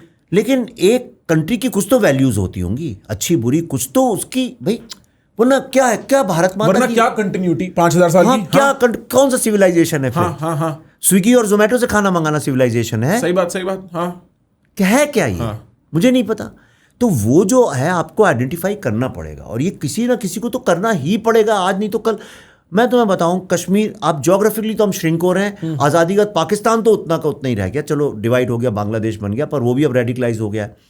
पर इंडिया में देखो कश्मीर श्रिंक होता जा रहा है लगातार, चाइना इधर से इधर चाइना पास सब, और इंच चाइना लेते ही जा रहा है ज़मीन, इधर उधर नॉर्थ ईस्ट आपका श्रिंक होता जा रहा है। और साइकोलॉजिकली देखो, हालांकि हमारे अधीन है ये लोग, पर कश्मीर पे आज किसका राज है? किसका राज है? वही उमर अब्दुल्ला वापस आ गए, वहीं पहलगांव फिर से टेररिस्ट अटैक हो गया। तुम कभी सोच सकते हो, तुम ये तो सोच सकते हो विवेक जी, गोवा में एक सेकंड होम बनाना चाहता हूँ शादी के, कभी सोच सकते हो कश्मीर में सेकंड होम बनाना? सोच सकता हूँ, पर सोच के कोई फायदा नहीं है, रोक लूंगा खुद को। तुमने कभी सोचा है बंगाल में जाके एक सेकंड होम बनाता हूँ, कलकत्ता के अलावा कहीं और? नहीं, कभी नहीं सोच सकते हो? नहीं। क्यों? खैर बंगाल में उड़ीसा में तो सोच सकते हो। तो मैं कहूँ यार, भुवनेश्वर के बाद बड़ा अच्छा लैंड मिल रहा, ले एक घर है यार, बड़ा अच्छा है, समुद्र के किनारे ले लो। ठीक, बिल्कुल समुद्र के किनारे ले सकता मैं कहूँ तेरे से यार, मिजोरम में एक बड़ा शिलोंग के पास यार ब्यूटीफुल कॉटेज मिल रही है, मैं बिल्कुल सस्ते दाम में दिलाता हूँ। हाँ ठीक, करेक्ट, बिल्कुल। मैं तुमसे केरला में मिल रहा है, ले लोगे, तमिलनाडु में ले लोगे, कर्नाटका में ले लोगे, मध्य प्रदेश में ले लोगे, गुजरात में ले लोगे, महाराष्ट्र में ले लोगे, सारी स्टेट्स में ले लोगे, कश्मीर और बंगाल में नहीं लोगे, क्योंकि सिक्योरिटी नहीं है वहां पे। फिर तुम्हें पता है ये? हाँ ठीक बात है। कश्मीर तो सर जाने से डर लगता है, अभी भी डर लगता है। बंगाल के एरियाज में जाओगे, हम गए थे रिसर्च करने, तो एक बार जाओगे दोबारा जाओगे नहीं वहां पे। अच्छा, इतना बुरा हाल है? जाके तो देखो एक बार। मैंने आपके मुंह से ही बात सुनी है कि बंगाल में जो हो रहा है वो वोल्केनिक इरप्शन लेवल चीज है। मैंने आज आपने पॉडकास्ट में बोला, पहले भी सुनी है, बट ये किसी को नहीं पता है। Nobody talk about Bengal. मैं आज लिख के दे रहा हूँ, मैं क्यों बोलूंगा कैमरे में ऑन रिकॉर्ड ऐसा? आज नहीं तो कल तुम देखना, बंगाल में एक डिवीजन की मांग होगी कि बंगाल को ही सेपरेट कर। बंगाल नहीं, सर्टेन एरिया को तो होगी, नहीं होगी तो बांग्लादेश जो है वहाँ से धीरे धीरे इंच बाय इंच जो एरियाज़ हैं, वो जैसे कि बिल्कुल जो बॉर्डर के एरियाज़ हैं कश्मीर के, वो मोर और लेस पाकिस्तान जैसे ही बिहेव करते हैं, वो हो ही गया है। इंडो बांग्लादेश बॉर्डर तुम जाओगे तो तुम इतनी, एक तो गरीबी मैंने ज़िंदगी में नहीं देखी। अच्छा, अरे बाप, उस बॉर्डर पे स्पेसिफिकली भयंकर गरीबी, ऐसी गरीबी मतलब उनको जैसे कि लोगों को छोड़ दिया, मरो जियो, हमें कोई मतलब नहीं। क्यों? कोई जाता ही नहीं है। हाँ। कश्मीर तो फिर भी डल लेक में लोग चले जाते हैं, वहाँ कोई जाता ही नहीं है, वो तो एक फेंक ही दिया उसको उठा के कि भाई तुम मरो। और जब इतनी गरीबी है तो जो रेडिकलाइज बांग्लादेश है वो इसका फ़ायदा उठाएगा। छोटे छोटे बच्चे 24 परगना में जो बम बनाते हैं, उनके हाथ फट जाते हैं कई बार।